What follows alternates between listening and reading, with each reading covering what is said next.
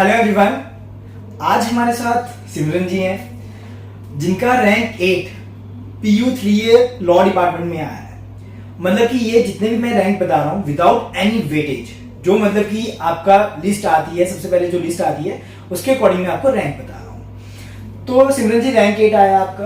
तो वैसे ये क्वेश्चन मैं काफी बार पूछ चुका हूँ कि कैसा लगा जब रैंक 8 आया, तो अब मैं फिर से पूछना चाहता हूँ कि रैंक 8 जब आता है तो कैसा लगता है? बहुत खुशी होती है सर। ऐसा लगता है आप अगर 6 महीने से पढ़ रहे हो, 4 महीने से, जितने महीने से भी पढ़ रहे हो, जब आपकी मेहनत वो होती है, भी आपका इतना रैंक आ गया जितना आप पढ़े थे, आपने वैसा पेपर अटेम्प्ट किया, तो बहुत अच्छा लगता है। मतलब और मोटिवेशन आती है कि आप आगे भी इतना पढ़ोगे तो आप अचीव कर सकते हो। मतलब एक आपको डायरेक्शन मिल जाती है, लाइफ में आप तो कुछ कर सकते हैं। आपको एक बार कॉन्फिडेंस आ जाता है, अगर आपने मेहनत कर ली तो आप कुछ कर रहे हो तो आप आगे भी उतना करके कर सकते हो।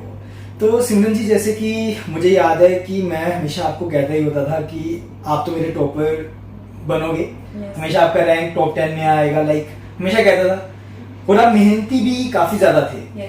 तो एक चीज आपकी खासियत थी कि आप from the very first day, मतलब कि पहले दिन से ही आप पढ़ रहे थे और पूरी डेडिकेशन के साथ। ये नहीं है कि बीच में इन्होंने पढ़ना छोड़ दिया या फिर ये नर्वस हो गए या फिर डिमोटिवेट हो गए, आपके साथ कभी ऐसा नहीं हुआ। तो ये क्यों, ऐसा क्या रीजन था? सर मतलब मुझे ऐसा था, मैंने 12th के बाद लॉ करना था, तब हुआ नहीं था, तो मैं बहुत क्लियर थी भी, कुछ भी करके मुझे एंट्रेंस तो क्रैक करना ही करना है।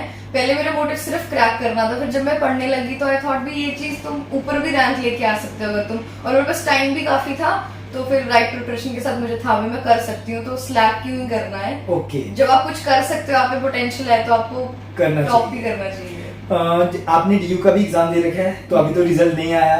आशा करता हूँ उसमें भी आपका अच्छा रैंक आए। ये नहीं चाहता कि एडमिशन ही हो, रैंक ही आए। और आपका DU का भी मेरे ख्याल से एग्जाम अच्छा हुआ था। यस सर, उसका पैटर्न चेंज हो गया था। कंपैरेटिवली रीजनिंग और वगैरह तो हमने ट्यूशन पे किया ही हुआ था। तो वो सारा उसमें पेपर में हो गया था। सिमरन जी, और मुझे एक छोटा सा मूल मंत्र बताएं, मतलब कि मैं बच्चों को बता सकूं या बच्चे आपकी वीडियो देख के देख सकें कि हमने एग्जाम कैसे क्रैक करना है। कुछ मूल मंत्र। मैं बस मतलब जब कभी पढ़ती थी तो शुरू में मेरी सिटिंग इतनी ज्यादा नहीं थी। आई यूज्ड टू स्टडी घंटा हो गया तो बहुत है। लेकिन जब आपका एग्जाम नजदीक आ जाता है, आपको टेंशन होने लग जाती है, तो सबको बस यही कोशिश करनी चाहिए भी, जैसे भी करके मैं बस बैठ के पढ़ लूं, चाहे कुछ भी पढ़ूं, लेकिन पढ़ती रहूं। और जब एक चीज खत्म हो जाए तो उसको फिर से पढ़ूं, जब तक आपको टिप्स पे खुद दिमाग में आने ना लग जाए तब तक पढ़ते रहो उस चीज। मुझे याद है सिमरन जी, मैं क्वेश्चन बाद में बोलता था, आपका आंसर पहले आता था। सर आपको इतना मोटिवेट कर देते हैं, फिर मुझे ये होता था अगर क्लास में मेरे पे क्वेश्चन आ रहा है तो मुझे क्वेश्चन से पहले आना चाहिए।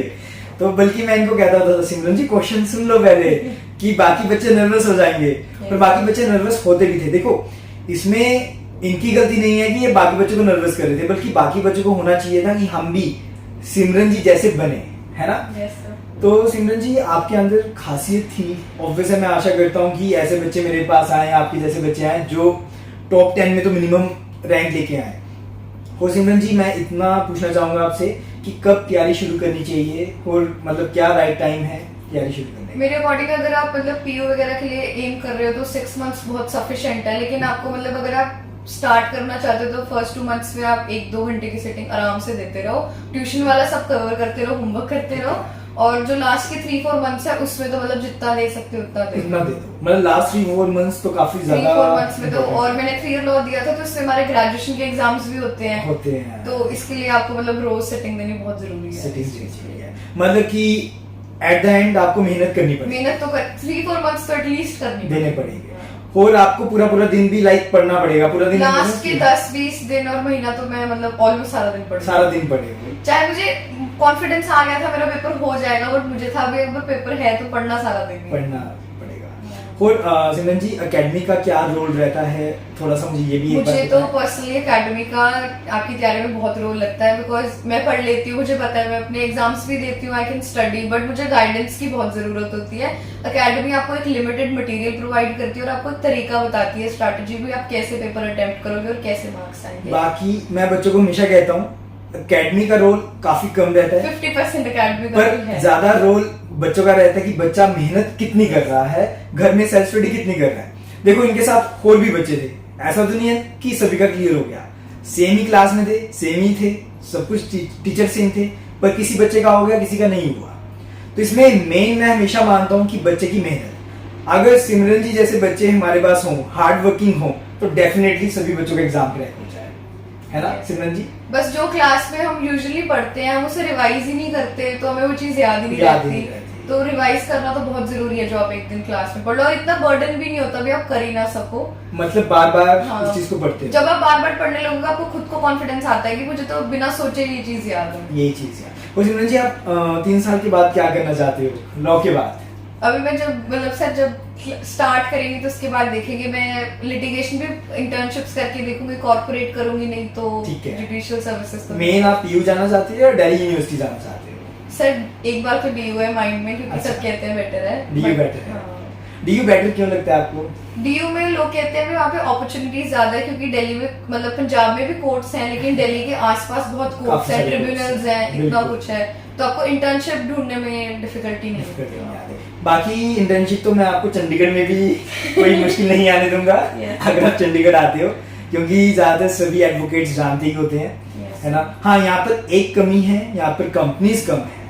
आपको गुड़गांव साइड या फिर बेंगलोर साइड काफी ज्यादा कंपनीज मिल जाती हैं। आप कंपनीज में अगर जाना चाहते हो वहां पर आपकी इंटर्नशिप लग जाती है, पर चंडीगढ़ में सिर्फ आपको एडवोकेट के पास इंटर्नशिप लगानी पड़ती है ज्यादातर, ये चीज होती है। बाकी एक बार फिर से सिमरन जी एक छोटा सा मूल मंत्र और बता दें वीडियो खत्म करने से पहले।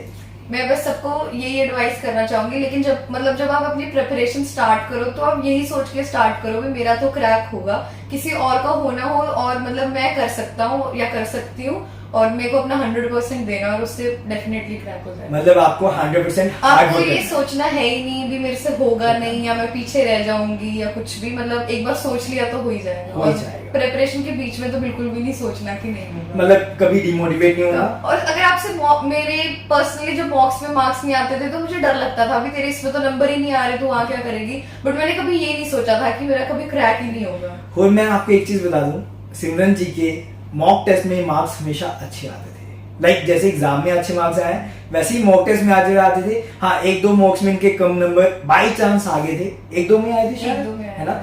वो भी इतने कम नहीं थे, ये नहीं ना कि कुछ ज्यादा ही कम, मतलब 5-10 नंबर कम थे, जिसमें एडमिशन हो जाती तब भी हो जाती, पर इनको टेंशन हो जाती थी कि सर इसमें मेरे नंबर कम आया है तो मैं क्या करूं, तो ये सोचते होते थे फिर, है ना? तो ये कुछ बच्चों की ना खासियत होती है, मेरे ख्याल से ये खासियत सिमरन जी के अंदर थी, तभी इनका रैंक 8 आया, क्योंकि इस बार 3 ईयर लॉ डिपार्टमेंट का एग्जाम टफेस्ट एग्जाम था। अगर आप चेक करोगे ना, सबसे मुश्किल एग्जाम माना गया अब तक का। और अगर आप देखते हो कि इसमें 3 ईयर लॉ के एग्जाम में काफी आईएएस ऑफिसर्स या फिर जो आईएएस की तैयारी कर रहे हैं वो एग्जाम देते हैं, तो सिमरन जी ने तो मतलब कि compete किया है किनके साथ, जो आईएएस की तैयारी कर रहे हैं। मेरे काफी सारे नोन हैं जो आईएएस की भी प्रिपरेशन कर रहे थे, उन्होंने लॉ एंट्रेंस का एग्जाम भी दिया, उनके रैंक पीछे हैं, लाइक 40 की लाइन में है या फिर 115 है, 120 है, ऐसे उनके रैंक हैं। पर सिमरन जी का रैंक 8 है, उन सबको उन्होंने पीछे छोड़ा और अपना रैंक आगे लेके आए। तो सिमरन जी, मैं आशा करता हूँ 3 साल के बाद मैं आपको एक ऑफिसर देखना चाहूंगा, क्योंकि आपके अंदर वो सब क्वालिटीज हैं।